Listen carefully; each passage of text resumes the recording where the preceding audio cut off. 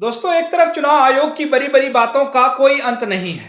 वो जब भी प्रेस कॉन्फ्रेंस करता है वो काफ़ी लंबी चौड़ी होती है, खूब सारी रिसर्च के साथ और डाटा के साथ होती है। इन शॉर्ट वो ये बताता है कि हम सीधा मुंह उठाकर प्रेस कॉन्फ्रेंस करने नहीं आ जाते हैं, अपना होमवर्क करके आते हैं। दूसरी तरफ वो खुद को निष्पक्ष भी कहता है, खुद पर लगे आरोपों को खुद ही क्लीन चिट भी दे देता है, विपक्षी पार्टियों की बेइज्जती भी करते हैं, उन्हें चेतावनी भी देता है कि आपके ये सारे आरोप तथ्यहीन है, आधारहीन है, आइंदा ऐसा न करें। आप देश की सबसे पुरानी पार्टी हैं, आपको ऐसा नहीं करना चाहिए।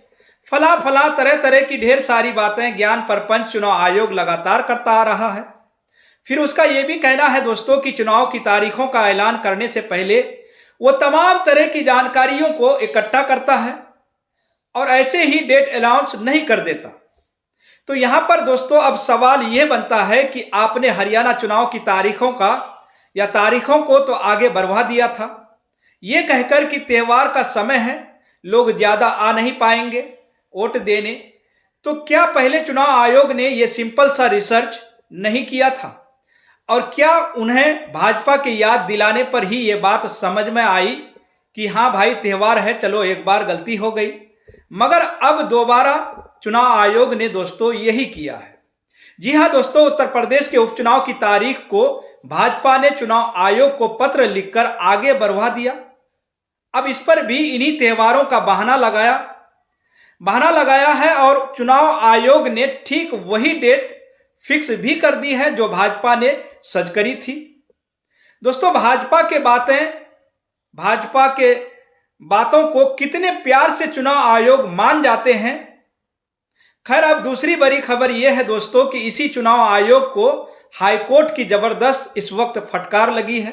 तो क्या है पूरा मामला, आगे हम इस वीडियो में बताएंगे, तो वीडियो को अंत तक जरूर देखिएगा। नमस्कार दोस्तों, बहुत स्वागत है आप सभी दर्शकों का और आप देख रहे हैं केनी न्यूज।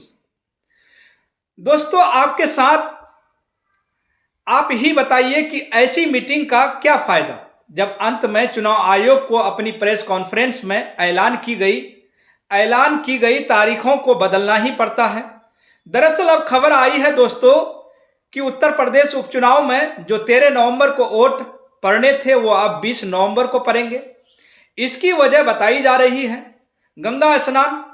दोस्तों, बीजेपी सहित कई दलों ने ये मांग की थी कि चुनाव आयोग से कि जिस तारीख को मतदान रखा गया है उत्तर प्रदेश का, उन सीटों में बड़े स्तर पर गंगा स्नान के लिए लोग अपने घरों से बाहर निकलते हैं और ये त्यौहार का दिन है, इसलिए लोग वोट करने बड़ी तादाद में नहीं आ पाएंगे।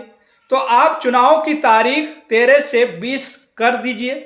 और इसके लिए 2-3 हफ्ते पहले बीजेपी ने बाकायदा चुनाव आयोग को एक चिट्ठी लिखकर भेजी थी और देखिए हुआ क्या।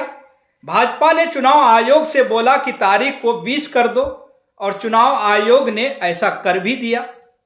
वाह भाई! और ऐसा हुआ भी कब? जब नामांकन पूरा हो गया, नामांकन की प्रक्रिया पूरी हो गई, उसके बाद चुनाव की तारीखों को बदल दिया गया। अब इसे लेकर सभी तरह तरह के सवाल खड़े कर रहे हैं। खासतौर से दोस्तों विपक्ष इस पर सवाल खड़े कर रहा है। आप इस पर कांग्रेस पार्टी के प्रवक्ता सुरेंद्र राजपूत का ये पोस्ट देखिए। वो कहते हैं तय समय पर उपचुनाव तक करवा नहीं पा रहे हैं। बात करते हैं एक देश में एक चुनाव की। उत्तर प्रदेश की 9 सीटों की उपचुनाव की तारीखें बदली, 13 की जगह 20 नवंबर। चुनाव आयोग अगर अपने दफ्तर से चले तो ये फजीयत ना हो, मगर शाहजी के दर से आदेश लेगा तो रोज इज्जत ऐसे ही घटेगी। तो देखिए दोस्तों, चुनाव आयोग अपनी ही लंबी लंबी बातों की फजीयत करवा रहा है और इस तरह का गैर जिम्मेदाराना रवैया चुनाव आयोग की सीरियसनेस को खत्म कर रहा है। क्या चुनाव आयोग के पास वो कैलेंडर नहीं है जो भाजपा के पास है और इस देश में रह रहे सभी लोगों के पास है? क्या उसके पास इतनी तकनीकी सहूलियत भी नहीं है जिससे वो ये पता लगा सके कि फला फला तारीख को कौन कौन सा त्यौहार पड़ रहा है?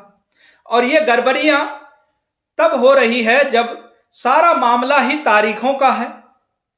ये तो चल ही रहा है चुनाव की तारीख का मामला, जो कि अच्छा खासा बड़ा गड़बड़ी का मामला है।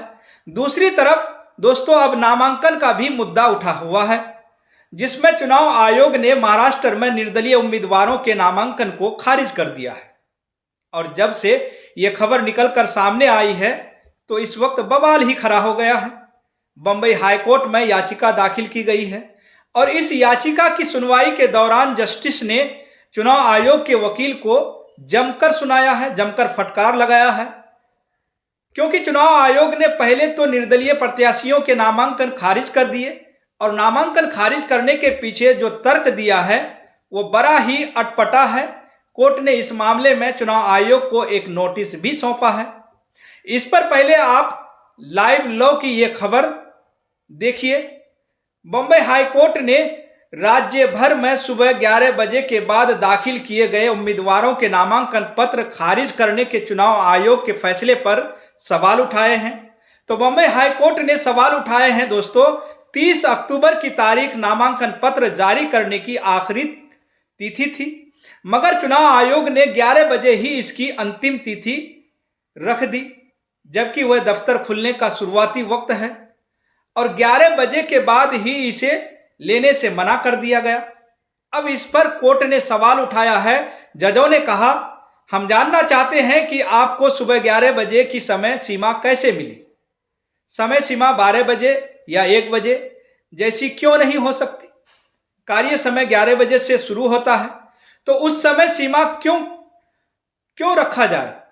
तो जजों ने ये साफ साफ चुनाव आयोग के वकील से पूछ लिया कि आखिर क्यों ऑफिस खुलते ही नामांकन को खारिज कर दिया गया।